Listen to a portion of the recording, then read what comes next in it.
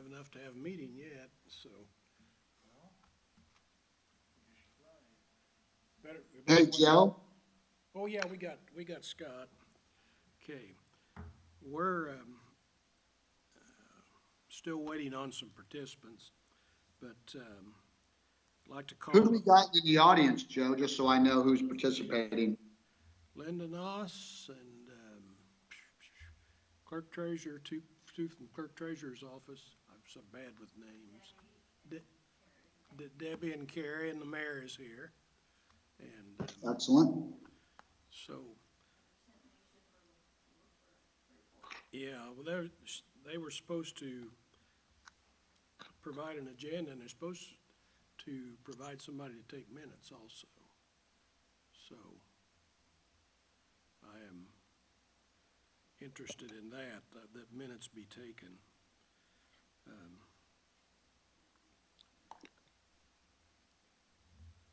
I think Jake will show up. The one thing I want to consider, and I asked her to put on the agenda, was a review of the Baker-Tilley report. The other report is pretty long, and this report has some pathway to the future, I think. And I've read through it a time or two, and this one you can read through, in an hour or so. And it's a pretty good report. I was not really impressed with Baker-Tilley on the initial interview, but I am more impressed with their report. And the report that they have given is one of, here comes Jake. I'll wait on him.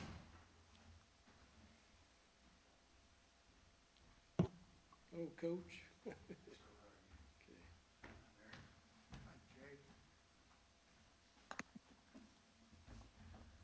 She and I, right, Scott's on call. He's in. Okay. I was just starting. I asked for an agenda, and I think they probably made one up downstairs. I hope. Kim said she'd published it, made the agenda, so I believe her. I haven't seen it either. Kim is gone, and she's. Her daughter had a baby, so she's out for a couple of days. Okay. Well, anyway, I don't find it on there, so. Okay. But the only thing, the only thing on the agenda was a review of the Baker-Tilley report and suggestions that they have made. And the other is what's called something I made up called a path forward. How do we progress and not spin our wheels too much? And to do that, I looked again at this Baker-Tilley report, and it starts with an executive summary and a basic, and the recommendations are there, and it ends with finding and recommendations, which many of them are kind of the same things. But I think they are pretty good recommendations. The internal, the one thing that they did statistically was to try to determine if the city was overstaffed. And from what I can see on here, we are not overstaffed. I think that proved that to me. Statistically, I got an A in statistics when I went to Butler. That's been a long time ago. But basically, there's an executive summary, and we don't have time. I think I'd like to accomplish this in certain steps. And if you attended the city council meeting Monday night, you'll notice that the mayor and the clerk treasurer kind of promised to work together to do certain things. And I think that's kind of what they suggest in here too, along with a few other suggestions. But I do want to go through the executive parts of the executive summary.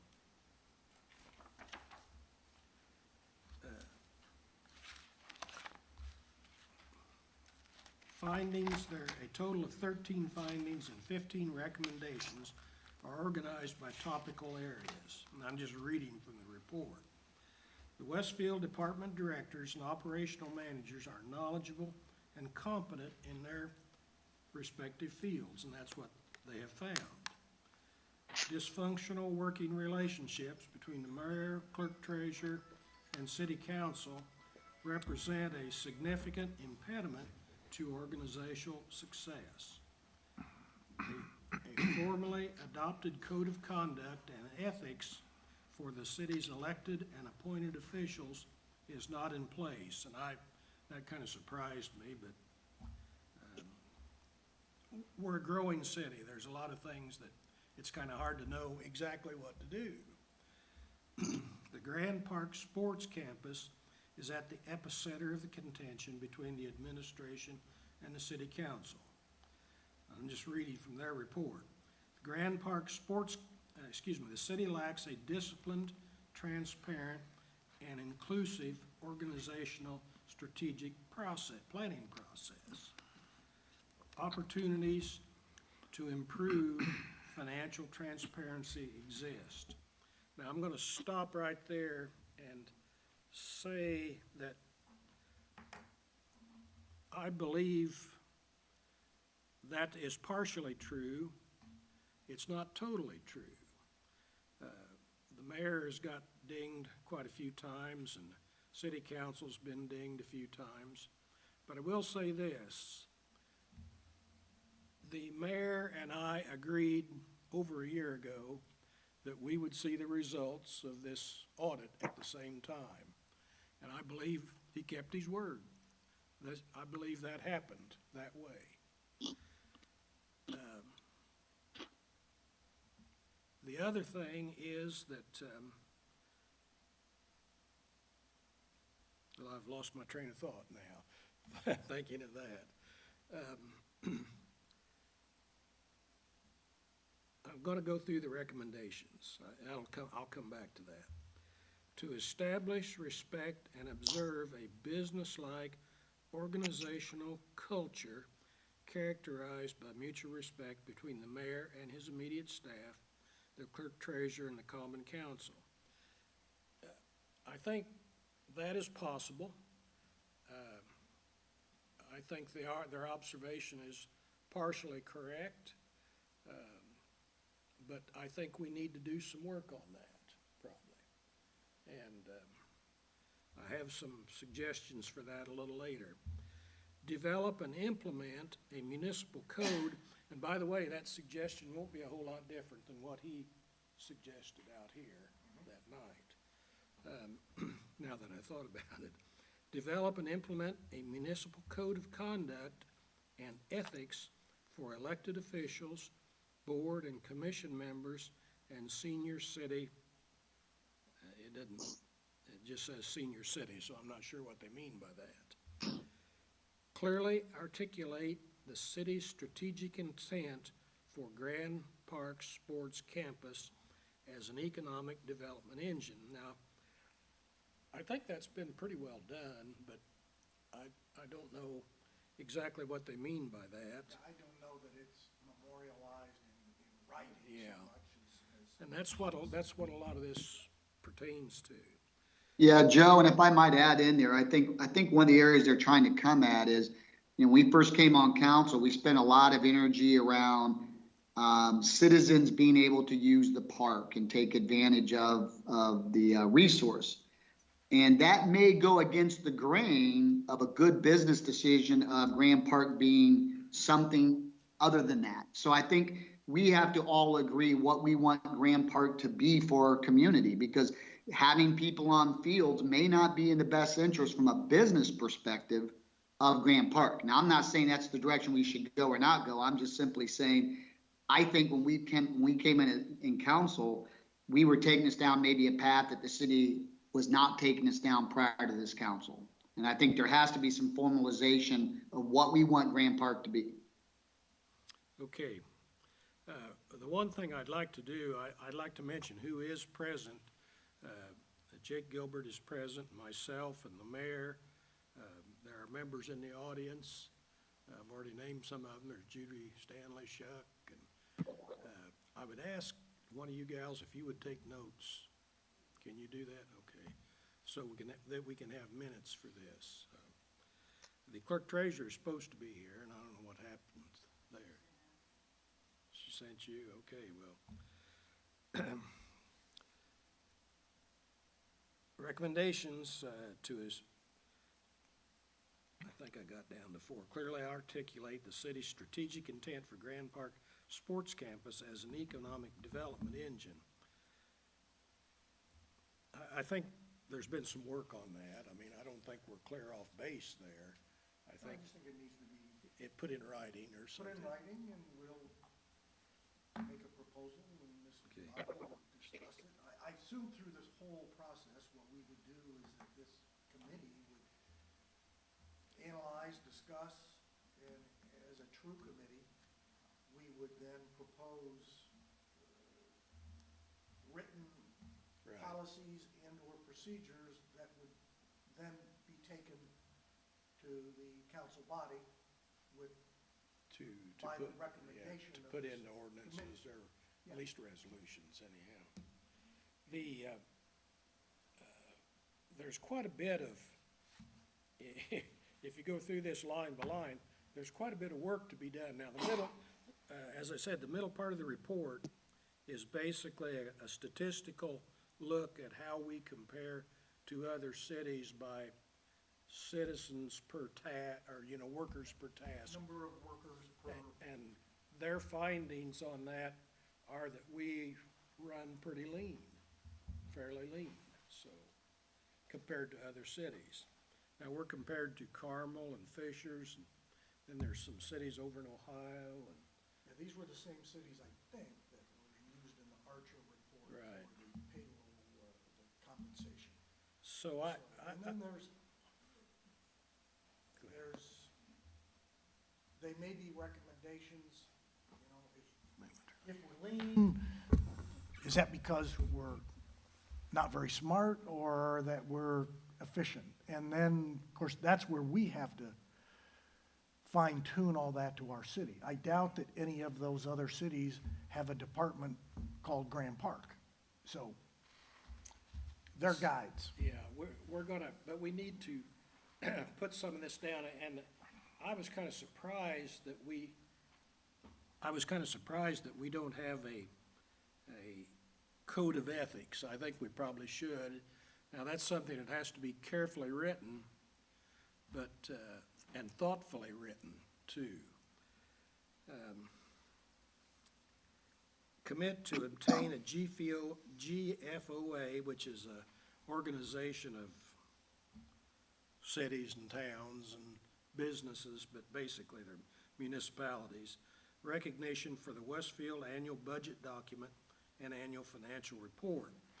And I think our first step on that will be this, we're seeking an audit, an outside audit for the 2021 year, To be conducted next year. to be conducted next year, yes. Now, that is being headed by, Well, there's an audit, committee? there's an audit Yeah. committee, and you've appointed one, and we've appointed two. so will they select an auditor? They will, Firm? they will select an auditor from a prescribed list that the State Board of Accounts give them Okay. of firms. Is that process underway yet? Yeah. Okay, good. The first thing that we are doing is we are asking permission to even do this. We have to kind of From- bow to the State Board of Accounts, and they give us permission to do this. Then we will have to name somebody, and this, I don't want to get too deep in the weeds on this, but there needs to be a person who has audit background on the staff, and I don't know where to place that, or that's just a thought I had, that's able to pull some of this stuff together to do that, in other words. So, and I don't think we'll solve that today. The next thing in the findings, were business processes and internal control. here are the findings, and I'm just gonna read them out loud. The city generally lacks documented internal controls. I don't know whose fault that is, but I don't think it's anybody's fault, really. We just have to do it. When we have to know what internal controls do we need.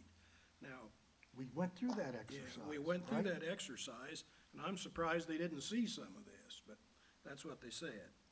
The rapid pace of growth is straining the city's administrative processes. And that's true. Purchasing and contract administration processes are poorly documented and ad hoc. And I'd like to know, how we could improve. Somebody's gonna have to tell me how we improve that process.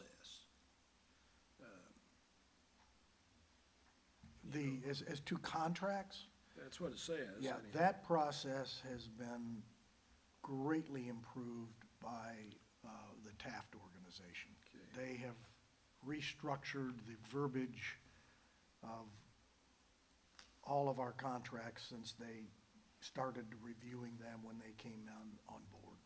We probably, this committee is prescribed by state law.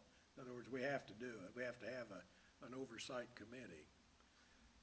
The first year, we kind of went through a lot of that. And I think that's what you're referring to.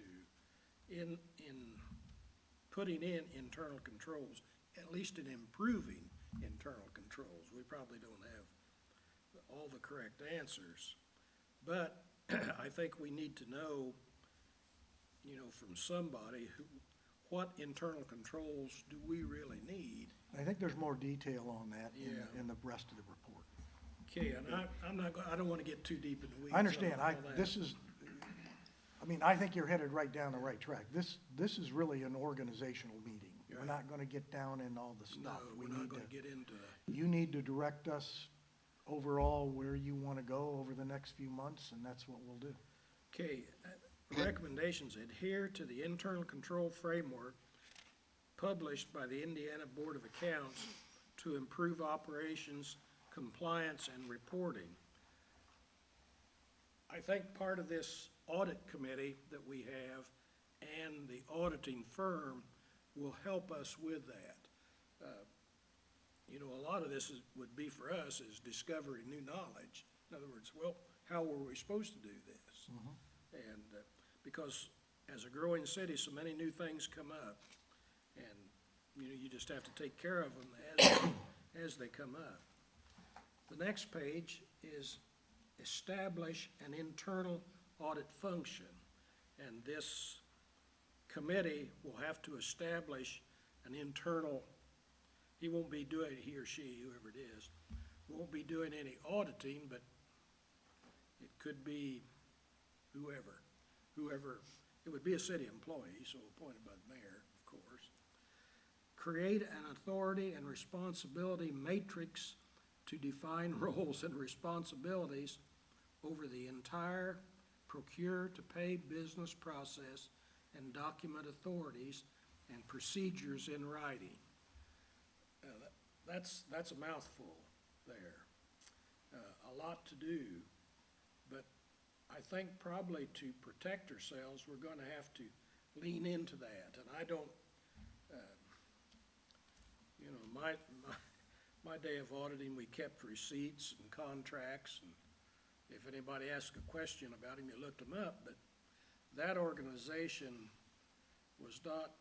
didn't have quite as many as this organization does. So it's a little tougher job, and who's responsible? How do you care for them? Are they being obeyed, so forth and so on. Establish and enforce rigorous controls over P cards. And I thought there were some controls over P cards about their use and availability. And Jake, maybe you know more about this than I do. Sure, I can talk to a few of these things whenever you're ready, Joe, but I Let me don't want to interrupt you. Let me get to the Yeah. end of this, to the end of the recommendations, and then we'll drift back into what can we do. Because this is gonna take some, not heavy lifting, but it's gonna take some lifting to get it done. Ensure that proper supporting documentation is submitted with all payment requests. Voluntarily strengthen nepotism rules to ensure disclosure, transparency, sensitivity, and public confidence. Now, recommendations, in addition, strongly consider adoption of a second-class city status under the Indiana Code. I kind of agree with that. The only thing is, part of the process is that you need to have a referendum of the voters that say, okay, it's okay to do this. And then the old city council serves out their time. They establish 2 new city councils, so you'd have to redraw city council districts.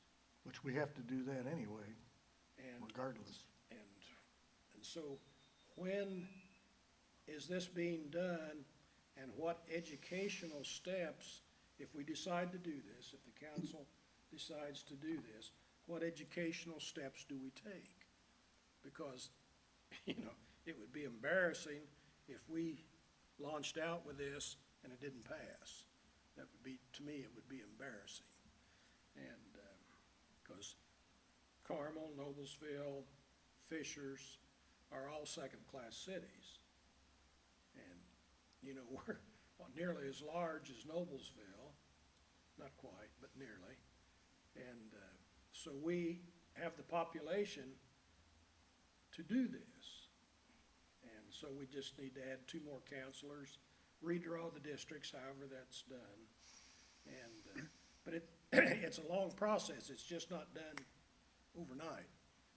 It's kind of a long process.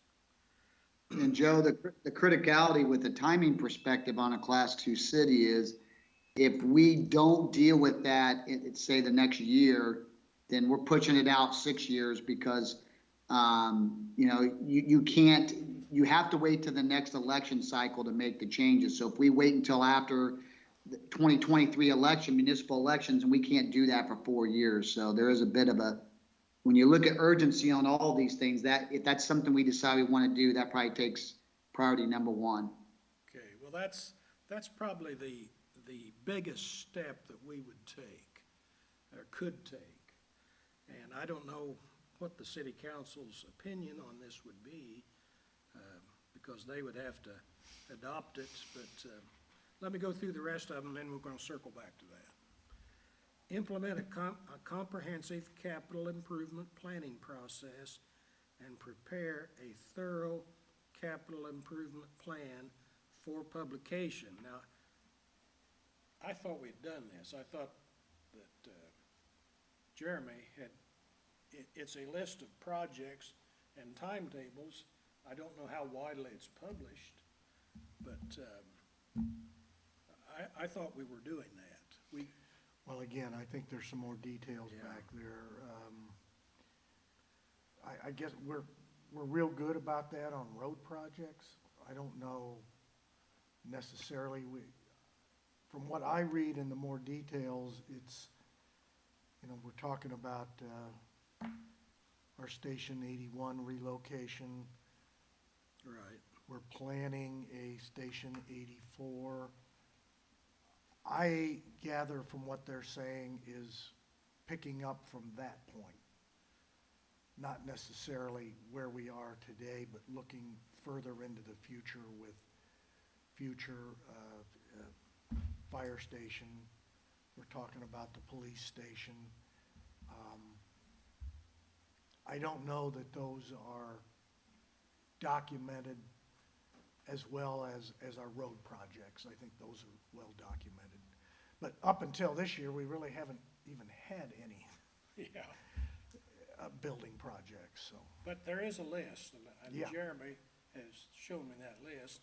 And I get asked, as a counselor, you get asked from time to time, when are you gonna improve Tomlinson? When's that intersection Yeah, improved, whatever, blah, blah, yeah. blah. And so you have to be able to give an intelligent answer. We have those. And sometimes you have to say, well, not till Yeah. 3 years from now. They don't like that, but it's the truth, and that's what happens. Okay. developed and adopted a collaborative information technology and data governance process and invest in data analytics. What is that? Christopher? What are data analytics? Has to do with everything from the idea of big data. So we're collecting a lot of data on traffic tickets, on how long our guys are out there doing potholes, how fast we're helping citizens on our portal, things like that, and taking that data and analyzing it to find, where do we need to improve, what are some trends that we need to watch out for, what are some things trending away that we don't need to focus on. It's taking those steps to look at the city as a whole across all departments and find a way to analyze that data so that we can have a better idea of what's coming down the future from all the information we're collecting. So it's kind of something like they did on employee count, that sort of thing. Yes, and I would say that, in the past, we've, as all of our departments, been doing what we need to do the best of our ability, and having a full strategy across the board is of course a great idea, as long as we have good data to go off of. And Joe, that can trickle into eating decisions we're making around development around Graham Park. I mean, if you understand the number of visitors, their spending habits, where are they staying, there is so much data out there that can drive decisions for us as a city and how we grow and the needs that we need to address of our citizens. I mean, that every corporation in America is using data to drive decisions. And I don't think we're probably unique in not doing enough of that because it's complicated, but it is something that I think we could definitely benefit from. Yeah, Scott, that's a good point, and I would go so far as to say when Baker Tilley says we're lean in some areas, that's probably an area of personnel that we are lean Right. in.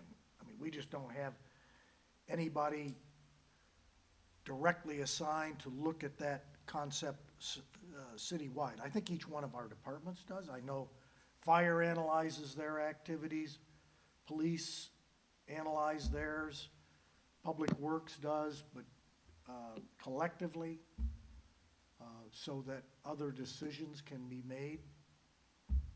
The one thing about decisions is you can collect data, and I'm a great one to look to the past. If I invest in a mutual fund, I want to know, how's it done in the past? That doesn't tell you how it's going to do in the future. And a lot of these things, the real data analytics, I graduated from Butler, and Brad Stevens used data analytics to coach basketball. And I don't know what that's composed of. I guess he did all right. I guess he did all right. But what you do is not only look to the past as a guide to the future, but you use some data analytics that tell you, here is something that it gives you a more of a secure decision-making base to look to the future. I don't know what Jake does with his football. A ton. You would fall over if you knew. But it's Tons and tons and tons. It's a good tool to, in Jake's case, to look to future opponents. In our case, to look to future projects. But with a staff as lean as we've got, it's one of those things that's probably pushed to the back burner to do present-day jobs. Just has to be, because you just don't have time to do everything. Utilize a structured methodology for the selection of technology projects and services. And Chris, what would that be? I don't know. I think it talks to the fact that, again, over time, many departments have gone and purchased technology or software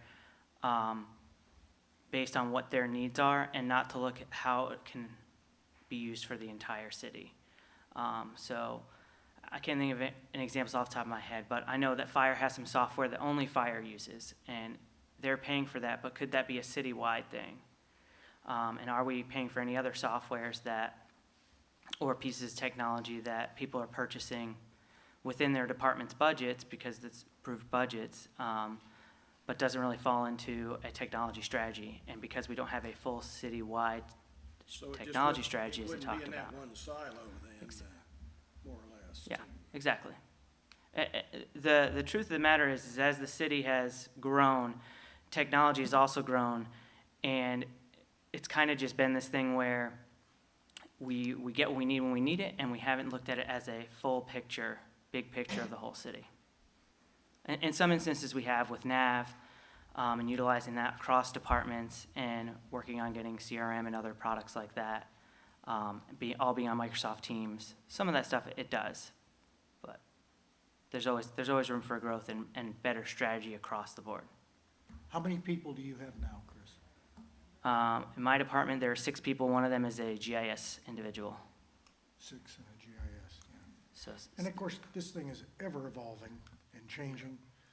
You know, in 2008, Joe, you like history, you said 2008, we had 1 part-time person working in IT.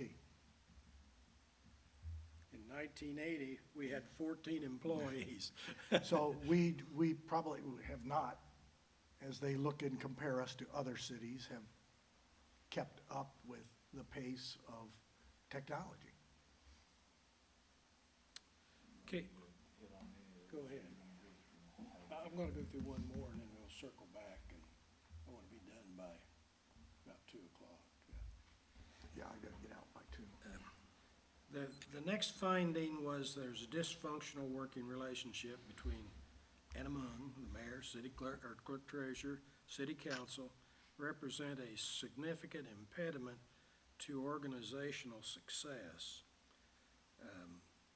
I want to say that he had a solution, a partial solution for this, and that partial solution is maybe a one-day seminar where these people all get away and we're not making any business decisions, but we're trying to figure out how we can make some of this stuff happen to improve those relationships. Now, I'm gonna give the mayor credit. Sometimes I'm critical, sometimes I'm not. But I wanna give the mayor credit for bringing in OpenGov. I think OpenGov could be a heck of a tool if used. I'm not sure how much it's used out there. I like it, and I can kind of find my way around in it. But like anything, it's like driving a car or riding a horse. You've got to do it a lot to really know how to get what you want out of it. And I think that part of the solution to this transparency is maybe us thinking about in this session, if we do it, to how do we improve the use of OpenGov? How do we improve our use and the public's use of OpenGov?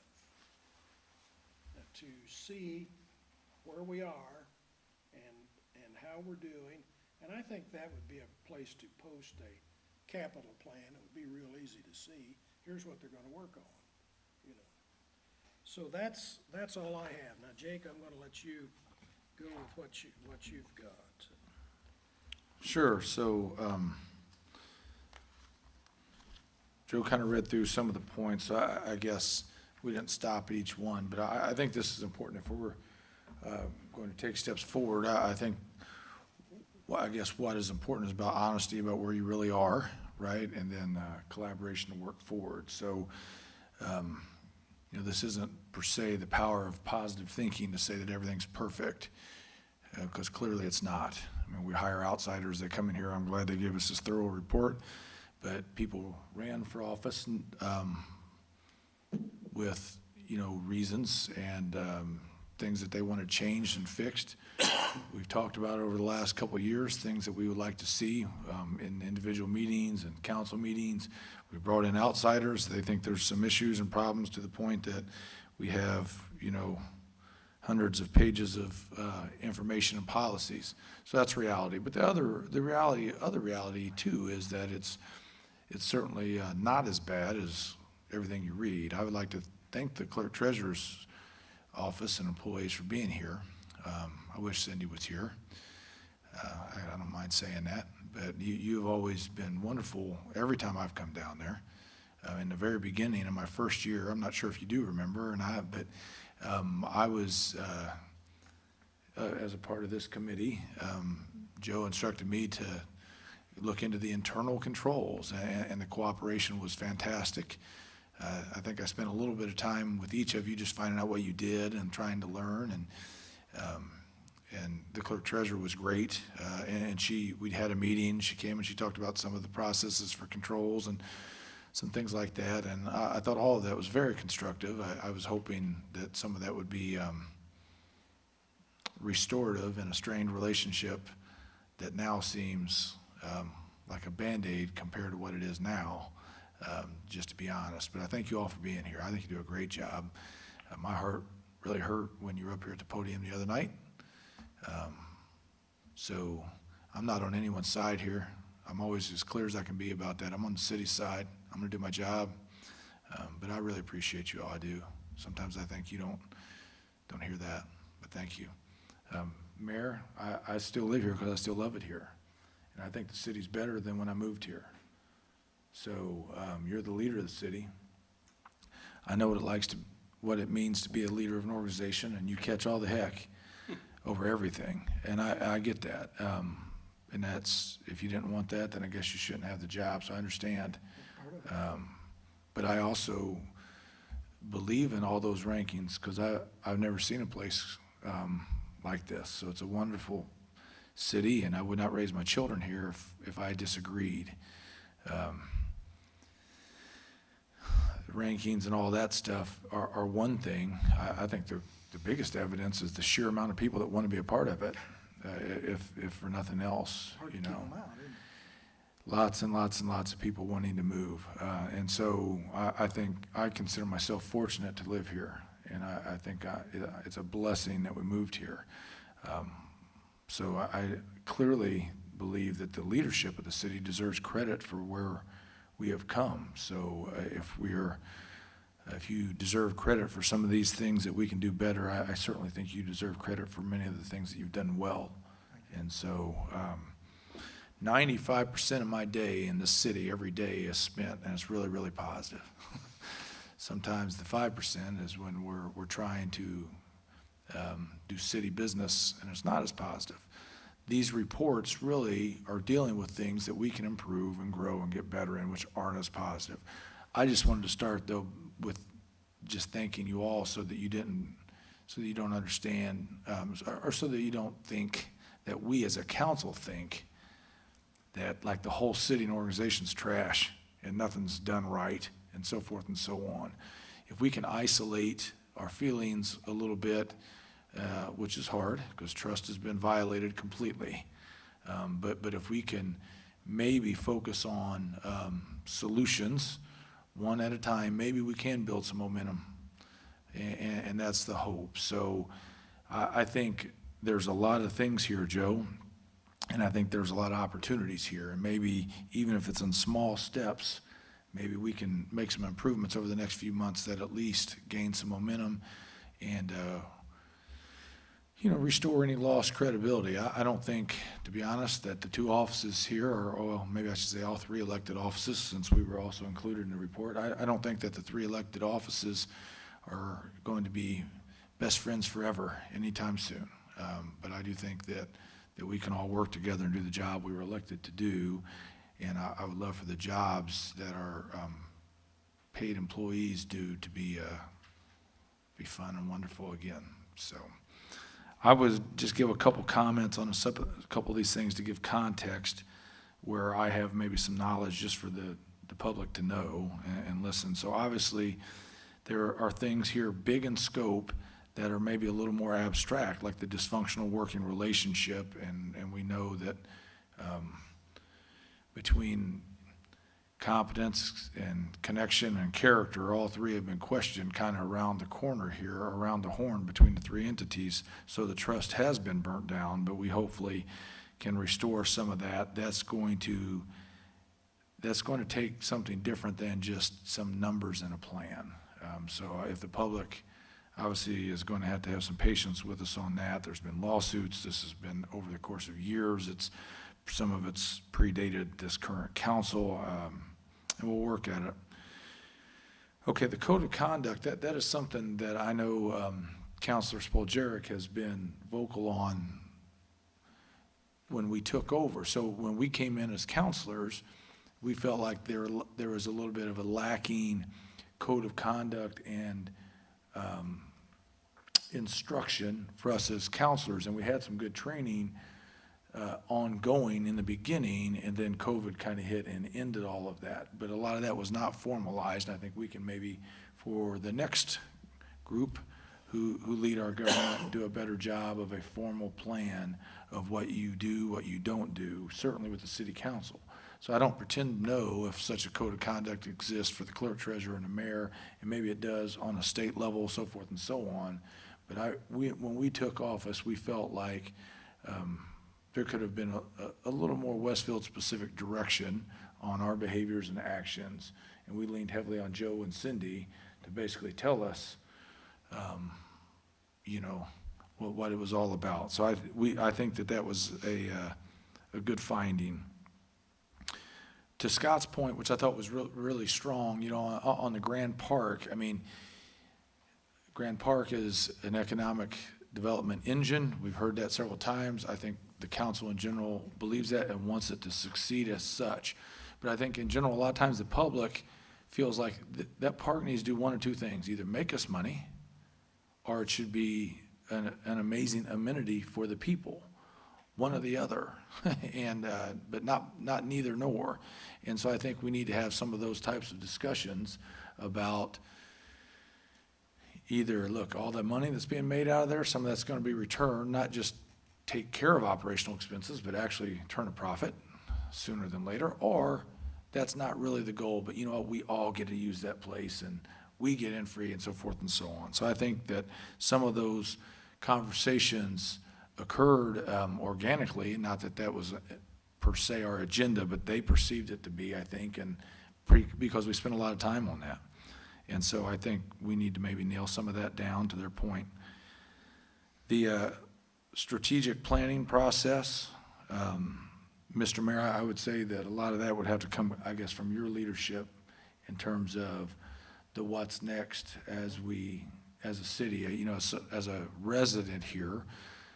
I felt like our strategic plan was certainly centered around Grand Park for years, and now that's kind of come to fruition, and I do believe we're reaping what we've sown there, but what's the next part of the strategic plan? Obviously, advanced manufacturing, that's just on the corporate side. I mean, but there's more to it than that. But I believe, in my opinion, I just want everyone here to know where I stand. I think that there was some merit to improvement there. And then financial transparency. Here's the thing.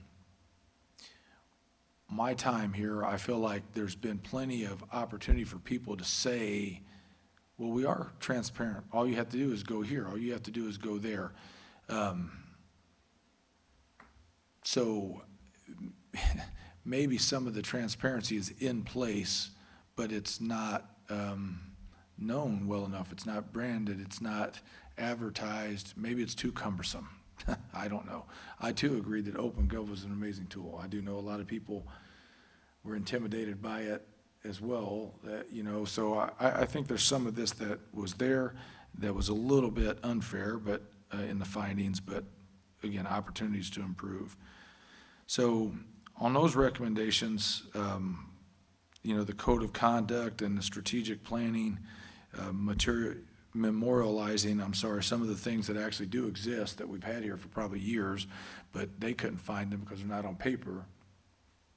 I think that those can be, as we grow in the city, we want to do things with the best practices out there. And so this is written by, we may have some of these things, but if they're not up to the full potential of a city of this quality, then we can do them better. On the business and internal controls, again, I think we've done well in the clerk treasurer's office for years, doing things a certain way. This would be kind of the same thing. A lot of these things are probably there. Maybe they're not memorialized in a way that these findings knew about. So I am not taking this as, oh, we're not doing any of these things. If you watch that boring video from the State Board of Accounts on internal controls, and you can stay awake during that thing, like it gives some great recommendations. And I know, but and we should fulfill all of those. That is our duty. I believe from my short time working on it in year one of my term here, that we were doing the vast majority of those things. And I felt good about all of them, and we were going forward, and some things kind of got disrupted with the COVID. So maybe I could just kind of return to where we left off a little bit, but maybe we just need to memorialize certain things, or just publicly let things be known that here we do those things, here's how. And if we need to post them somewhere, then that would help. The internal audit, Joe has talked about that extensively. I know P cards are something that's been at an issue from the whole time I've been here, and that there's been inconsistency across departments on P cards, receipts, all of those things. So all of those things, even these investigators felt like were a little too loose. And that's, I don't think that was like a department-specific thing, like one department is too loose with how they report their P cards and the strategies and things like that. But we certainly, on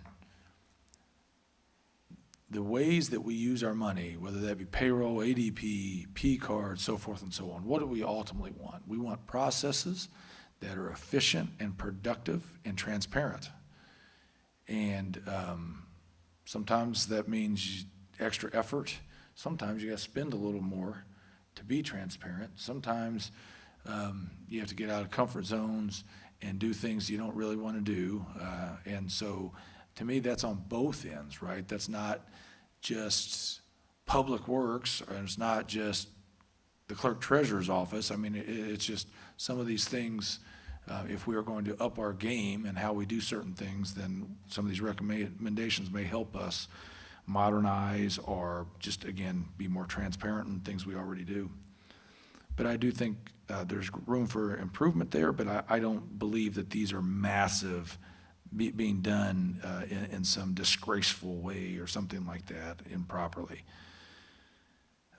Supporting documentation submitted with request. I know some of these things are things that I remember the clerk treasurer telling me were being asked for a long time ago when I first came on. And then I also know that some of the analytical things John Rogers had been asking for also when I had already come on. So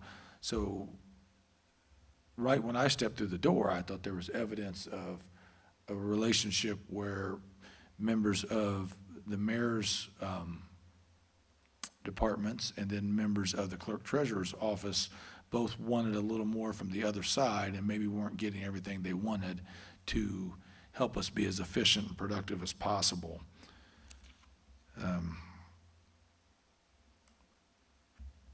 And I guess that would also kind of cover the analytics. And Chris, I mean, I know we're understaffed there, and I do think people expect us to make the best decisions with the tax dollars, and we should. That we owe that. Sometimes the investment into quality decision-making on using empirical analytical data is worth it, because we hire consultants for so much around here. That was one thing that was eye-opening to me, the amount of consultants that we use. Well, we do use consultants when it comes to data like bonds, and some things like that. But there's maybe other ways we could save the city money or improve services if we analyze some data that we currently are not looking at. And that would be something that I believe the suggestion is basically saying. So sorry for the long-winded response. Again, I just want everyone to just kind of know where I'm coming from and my thoughts, because I generally try to stay quiet until this meeting about some of these things. I have read through these lengthy reports, but to be honest, there's so much here, I think I need to go back and do it again to fully understand it all, but it took me up until now to get through it once. But I would welcome any suggestions, opportunities to talk. If anyone wants to meet with me, I promise you I will make the time, including our members of the public. So you know where to find me. That's pretty much all I had to say, Joe. Okay, well, it's 10 minutes till 2, and I'd kind of like to wind up by 2 o'clock. But one thing that I would suggest, and it's just not up to me, because I'm just a council member now, is that the city council and the mayor and the clerk and have a retreat somewhere off-site. Now, when I worked for Farm Bureau, and that doesn't mean it's right, but the directors and the staff, well, the directors and the officers, I was an officer in the last few years, would go off to a state park for an overnight and a breakfast, and then they would have a program planned where, how are we gonna do this? How are we gonna do this? What do we wanna do, and what things go into making that decision? Because generally, in our organization, the president made it. Here, it's kind of a mutually agreed thing between the mayor and the council if it gets done. And so, we need to kind of get our order of battle figured out about how this is gonna be done. Now, that's not the right word to say, order of battle, I know, but, in other words, what's the roadmap we're gonna take to make some of this happen, and when do we expect it all to be done? And there's a lot, if you just read through this thing, and this is the thinnest book, there's a lot to do there, if you think about it. If you do it properly, and if you do it with attention to detail, there's a lot to do. So we're gonna have to figure out what is important. And really, I think the most important thing, this is opinion, not necessarily fact, is how can we get along and accomplish some of these things in this administration. In my time, at least on there, I'm not gonna run again, because I'm getting old. My wife says you're long in the tooth. I think that's referring to horses, but anyhow, I think you get so old, it's time to let somebody else filter in there and do that. So we've got to make plans. How are we gonna get from here to here? How are we gonna implement these controls? And who's gonna kind of see to it that we get it implemented? Who writes the code of conduct? All these sort of things we got to think about. Now, we're not going to get all that done in a retreat, but at least we can get to be thinking about, well, here's the order in which some of this stuff's got to happen to make it come to pass. And so I would suggest that. I don't know whether others would, but I always enjoyed them. Always enjoyed going to Turkey Run. And we always had an afternoon where you could walk the trails, and generally you walk the trails with somebody that, you wanted to talk to about something, and things got done. Things get done over meals a lot of times. And so I think we need to consider that, and we need to consider, who needs to go. Joe, I would echo that, and if I could just add a few words myself, I've heard a lot of comments about this report, and I, for one, am thankful that we did this. Under the circumstances it was done is unfortunate, but I'm glad that this was done, because we've learned a lot to think about our city, our strengths and weaknesses, and more importantly, we have, both from the mayor and the clerk treasurer, we have good people in those offices that are trying to do good things for our community. And the fact that they did not find any corruption, or any nefarious activities going on is a good thing and a positive note that we can move forward as a city and try to build on. But with all that said, and all three leadership branches have to take ownership on this, if we don't improve our relations amongst each other, we're never going to get anything done. And I feel like the first 2 years, this council spent a lot of time bickering and battling, and it goes across all lines. It's just not the council. We have got to move forward, trusting each other and being under and having an attitude of goodwill and trying to do what's right for our community. And I think your suggestion of a team building exercise makes a lot of sense. And I think it's a good launching point to try and right this ship and make some meaningful changes and impacts to our community. So I'm all in on what you just said, Joe, and certainly would go in willingly with a positive attitude if we did something like that. Well, I would suggest that the president of the council, Mr. Johns, and I'd sit in if they want me to, but I don't need to maybe you and Mike sit down and figure out how if this could be done and what's the timetable and that sort of thing. And I think it would be good to do that and to kind of figure out, well, here's what we're aiming to do, and here's how we're going to approach it anyhow. You don't know exactly what you're going to do. I was never a good football player. My dad was a good football player. He weighed 135 pounds, and he was a pulling guard, and as Jake reminded me, in a single wing foundation, or formation, not foundation, formation. And they played bigger schools, and they played Logansport and Kokomo, schools like that. And the reason they did that was the money that they brought in from those bigger crowds. Well, anyhow, you've got to have, you've got to have a pulling guard. You've got to have somebody to kind of clear the way, and this is the way things go. And the single wing guard, I think he was the lead blocker in that, and the runner was behind him. And my dad, he was tough enough to do that. He'd always try to line me up, and he'd always knock me over. He said, now here's your stance, and boom. Next thing I knew, I was on my back. So, but I gotta leave right at 2, so just let me say, I think one of the things that really helps me in the communication with the counselors is something we've totally got away from, and that's meeting one-on-one with each counselor throughout the year. And I would like to renew that. I do that with all our department heads. I'd like to do that with the clerk treasurer. We used to. Of course, we used to be all in the same building together. But I think that is one thing that really helps communications. So I would ask that we try to get back to that. yeah.